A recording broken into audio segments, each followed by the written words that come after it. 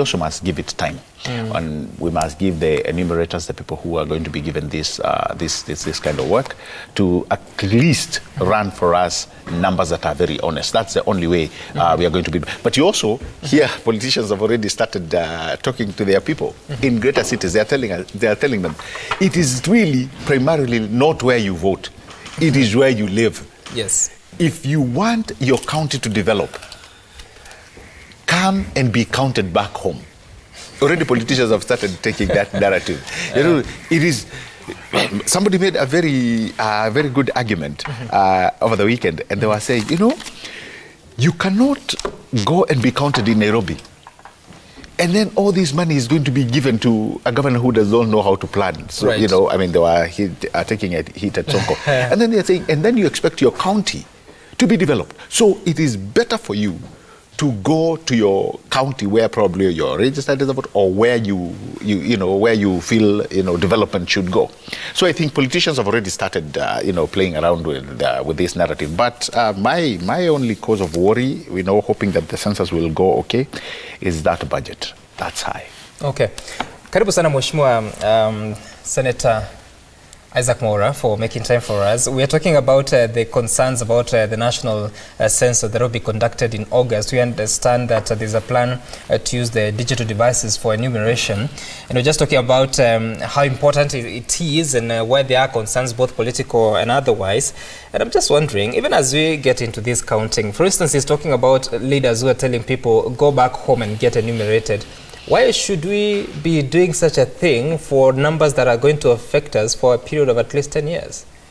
Yes, because people cheated in the last census. It's that simple. How can you explain that Mandera constituency, the one that was being represented by Abdikadir, where him and Bilo Kero, despite a hotly contested election, each one of them was getting about 10,000 votes. But they were supposedly having 580,000 residents or people, more than Juja constituency then, which has since been split into 3 constituencies. You know, if you look at the KNBS... one may argue much of the population is young. No, not at all. It is not corresponding, it is disproportionate. There is a way you can estimate that. In fact, if you look at the number of voters, they're usually about 25 to 30% of the population. So 10,000 will give you about 30,000 to 40,000 or thereabout. And if you also look at the KNBS domestic survey, it's clearly projecting that the numbers are going to go lower. It's not good to inflate these figures because you disadvantage constituencies like Kandui. You disadvantage constituencies from where people are highly concentrated, like in Kisii, and many other parts of the country. And it's not fair. You know, you have a situation where some counties, people are barely getting bursaries. Others, you see people saying per ward they are getting 20 million. You also see others saying they can even give money to people to go and study abroad. I even read an article where people are supposed to be paying, CDF is supposed to be paying money for Madras teachers. I mean, it's not really fair, honestly. If you look at per capita allocation of resources, when you find a county like Kiambu, per capita one is getting 6,600, 300. The others are getting about nearly 24,000.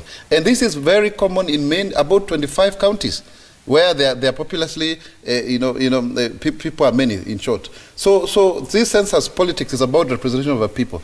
People don't go to parliament to represent trees or acreage of land.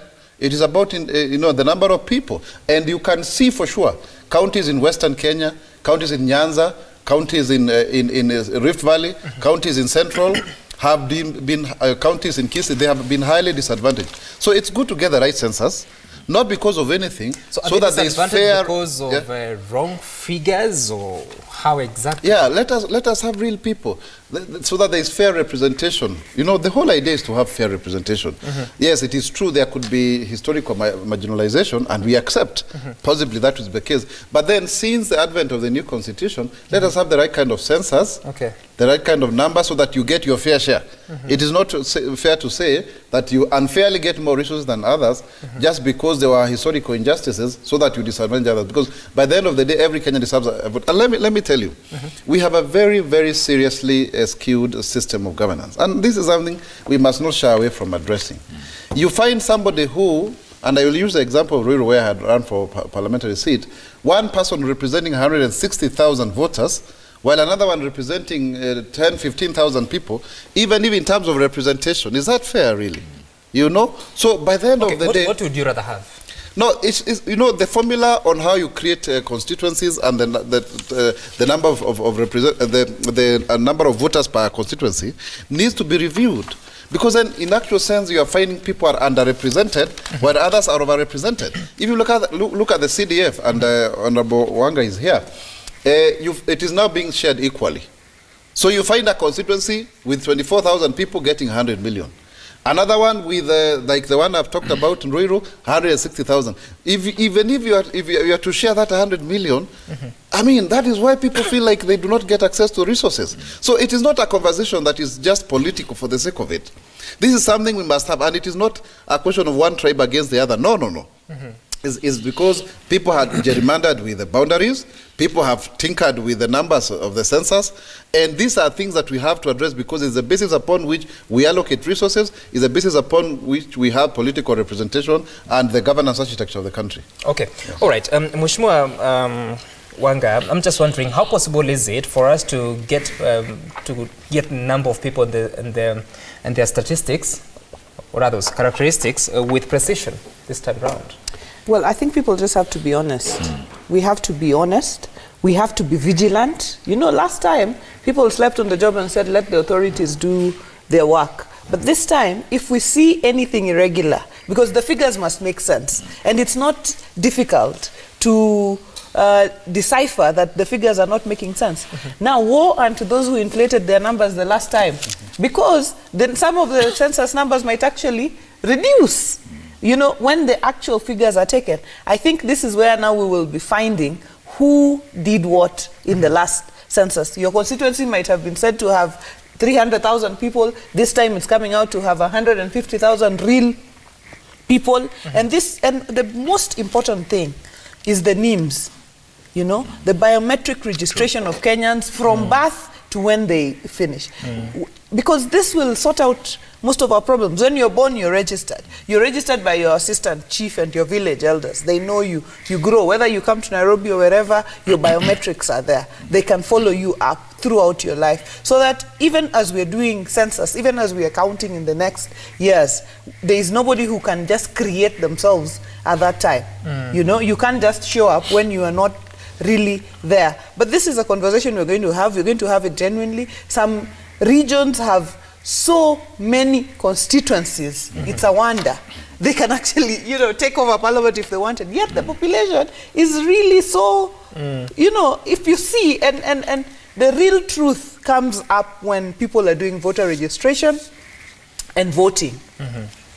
These areas have never exceeded 30% voter registration, which means these people are not there. And Gabriel, as if what they are saying is true, what's wrong with our system so that for 10 years we're not able to correct an error or some sins that were committed by certain people? Why can't we correct it along the way? So Sam, I don't want to say we didn't have the technology back then, but you know, just following with what Mheshimiwa Gladys has said, and we really need to emphasize on this one, which is the names. Capture people's information, you know, through the biometrics, and then let it be incremental as you move along. It will be easier for you and for the country at large to be able to be following these numbers. In fact, if I was, you know, the national statistics, what I would have done, these are probably issues that I would have probably planned earlier on, right after the census of 2009. And as you can see, the census of 2009 actually created issues and opened gateways for people to start asking the questions, the serious questions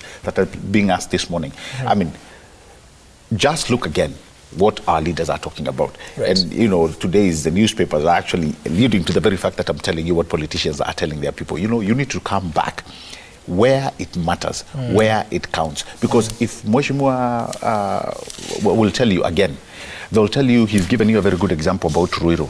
And Gladys can give you, Mheshimiwa Gladys can give you so many other examples about the constituencies that she represents. She will tell you, you have probably 90,000, you're representing 90,000 people. And even when you come to parliament, to the floor of parliament, that vote, your vote is still one versus somebody who has, probably 10,000 people.